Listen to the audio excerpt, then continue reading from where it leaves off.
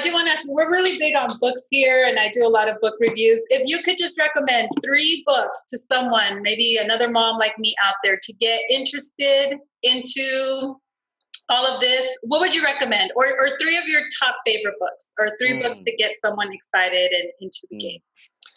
Okay, that's a good question. So one I would say is the law is very common. We talked about it earlier. So the law is good, but we also do another booklet like it, and you can find this online for free. It's called The Right and Wrong of Compulsion by the State. It's by a gentleman named Auberon Herbert. It's a short essay. The law is good, but the law is by Bastiat, but it was translated from French. And so you always lose a little bit in translation. Plus, in that essay, he kind of talks about some things happening at the time in France that us reading that, we're kind of like, I don't know what you're talking about. And so you kind of skim past that, and it kind of disjoints the message. The Right and Wrong of Compulsion by the State has none of that. It was written in English. It has no antiquated historical stuff. And it's even more clear thinking than Bastiat had. It is such a profound essay, especially for someone who's new to this, in understanding liberty, law, justice, personal freedom, individual rights. Such a profound essay. So The Right and Wrong of Compulsion by the State by Auberon Herbert is an excellent one. There's another one called Influence. This is not a liberty book, but in terms of trying to be influential with other people, understanding the way people tick, how can we be more effective at getting the message out and teaching people, talking to people. It's called Influence by Robert Cialdini, C-I-A-L, Cialdini, if I'm saying that right. But it's all about neuroscience and how human psychology lends itself to communicating with others, and how do we present our message and present our ideas in a way that will be influential to other people. Fantastic book. It's helped me a lot in the work that I do, in trying to position our messaging in a way that is received well by people, so that they can kind of understand it and respond well. So that's a fantastic book. Let's see, a third book that I would recommend. I'm trying to think of things that are kind of off the beaten path that most people won't have.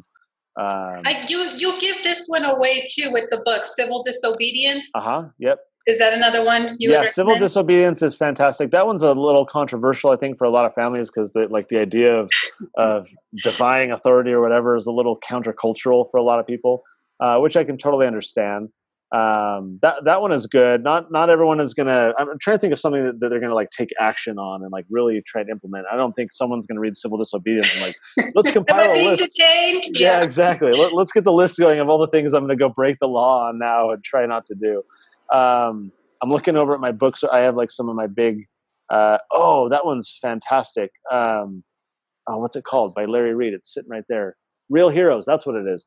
So I loved this book. So Larry Reed, up until recently, was the president of FEE, the Foundation for Economic Education. So he wrote this book. It's called Real Heroes. It came out last year, and it's basically a compilation of inspiring heroes. And what I've found, the reason I love this is I love reading stories of people who have had a great sacrifice or had a great victory, because I can see myself in them, right? I can kind of project and be like, oh man, what would I have done in their shoes? And what do I need to change in my own life so that I can be like them?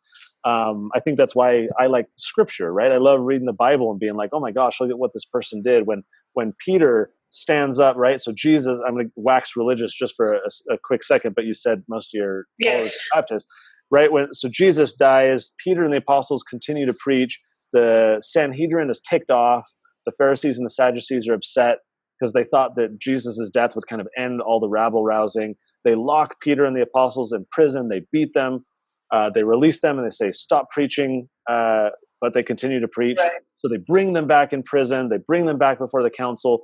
And the high priest says to Peter, why do you continue to preach in the name of this Jesus? Didn't we command you to stop doing this? I actually have a photo of this right across from my office that I'm looking at right now of this scene. And Peter says, this is one of my favorite verses in the Bible. This is getting to your civil disobedience question. Yeah. Peter says, better to obey God than men.